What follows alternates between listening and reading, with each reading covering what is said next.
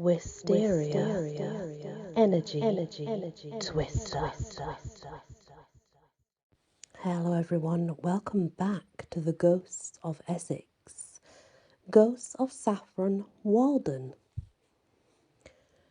The Old Sun Inn, Saffron Walden, is one of the most attractive buildings in that delightful market town, with its gables and wonderful Pogton and historic associations with Cromwell at the time of the Civil War.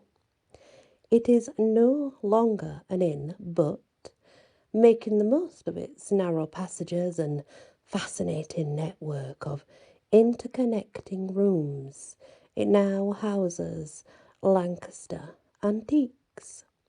The brooding portrait of Oliver Cromwell hangs on one wall, warts and all, but there's no reason to suppose that the shade of the great man still lingers among the innumerous books and antiques which now fill every inch of the ancient building he once knew. There is, however, a story about the ghost of one of Cromwell's soldiers haunts the old hostelry, and when you speak to the proprietor, you can be told that sometimes customers say that they are conscious of a strange atmosphere in some of the rooms.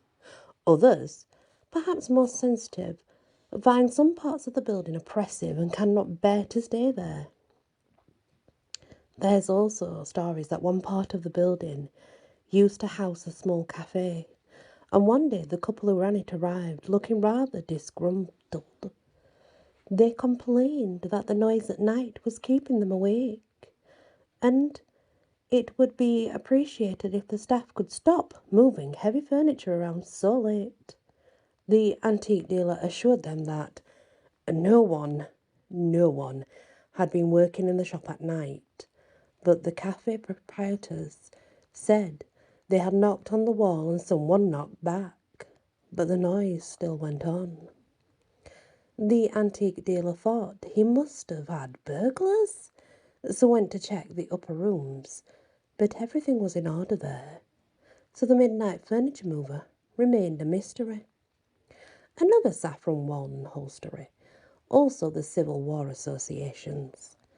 A handsome, timbered cross keys at the corner of King Street and High Street achieved the distinction of an entry in the American Good Ghost Guide.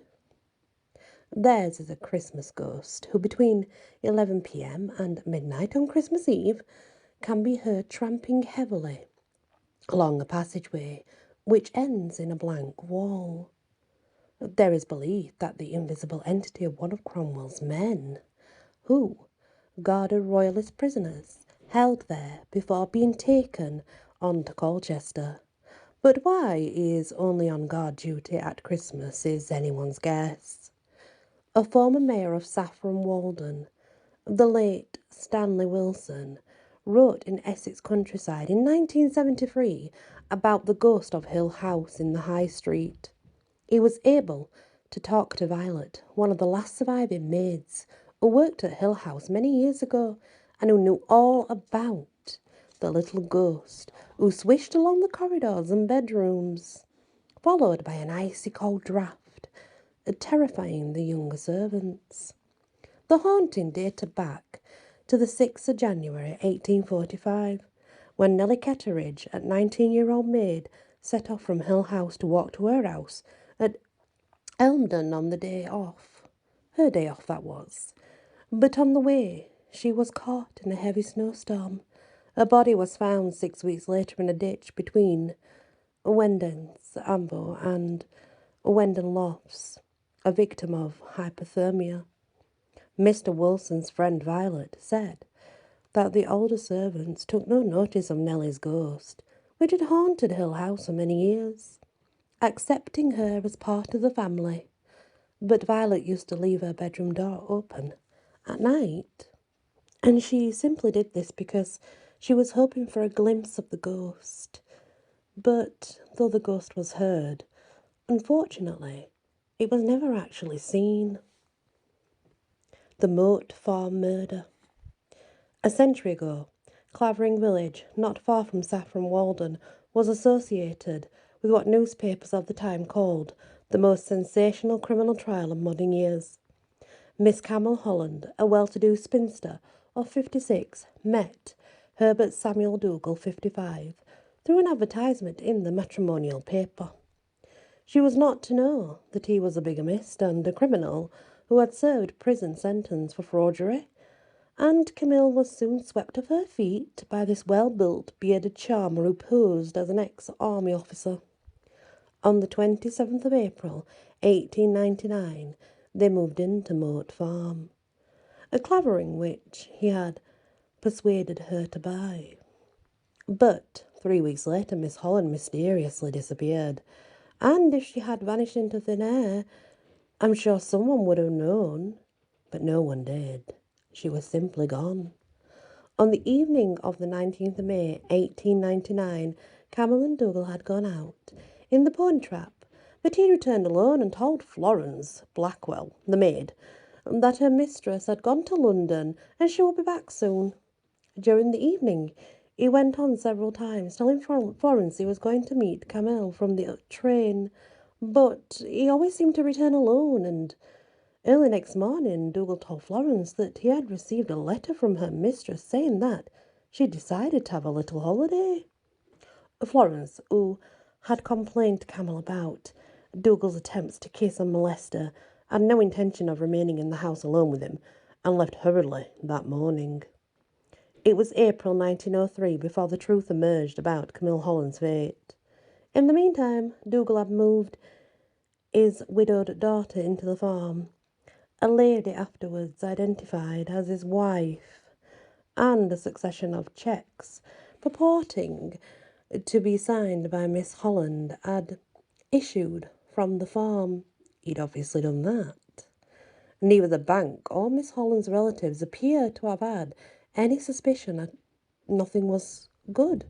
I mean, they believed all was well, but eventually local gossip did cause the police to make discreet inquiries, as it was such a long time since Camille had been seen, and some even thought she might be a prisoner in her own house.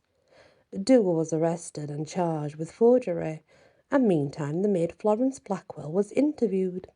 She was able to tell them of the curious happenings on the night her mistress unexpectedly disappeared, leaving behind her clothes and belongings.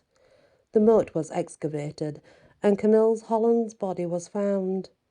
It transpired that when the couple returned from their drive on the 19th of May, 1899, Dougal stabbed the pony, and while Camille stood admiring the moonlight, he came up behind and shot her, later burying her in the moat. Dougal was tried at Chelmsford, and in less than an hour the jury found him guilty of murder. He was hanged on the 14th of July, 1903. Not surprisingly, a house where such events have happened is an obvious focus for ghost stories. Not long after the trial, a local blacksmith passing by the moat farm, one night was surprised to hear the sound of a piano being played, just as Camille Holland used to do. But now the house was empty, and needless to say, he hurried by. In a book, Favourite Haunts, Jean Gumbrell relates the experience of the farmers who lived at Moat Farm later, around the time of the First World War. A room over the kitchen was used to store tools, and one night the family in the kitchen heard a terrible racket, as if all the tools were being thrown about. But when they went to investigate, nothing had been touched, and all was very quiet. On another night, the farmer was in one half of a divided barn with a cow that was calving, when a tremendous noise started up in the other half. Yet again, when he checked, nothing at all had been disturbed. There were other times when they would hear the front door open and close repeatedly, but there was no one there. And sometimes they would be woken in the night by the same sound of the front door opening and closing, although they knew it had been locked and bolted. On the night that Dougal shot Camille, He left her body where it fell and went indoors for a drink of brandy. He told a journalist later that he went out several times intending to bury the body, but couldn't face it and had to go back to the house for another drink. This could explain the comings and goings when he told the maid Florence that he had been to the station to meet Camille. So when the family living at Moat Farm heard the door mysteriously opening and closing, when they knew it was locked, perhaps it was Dougal's restless spirit reenacting the events of the terrible night of the Moat Farm murder. His name was Dougal. My dog's called Dougal. That's why I chuckled. Sorry. It's not because of the story. It's because my dog's called the same. And it's kind of spelt the same. So, yeah. Thank you for listening. I truly appreciate it. Please hit that like, share if you can, and don't forget to consider subscribing. Many blessings. Wisteria, energy, twister.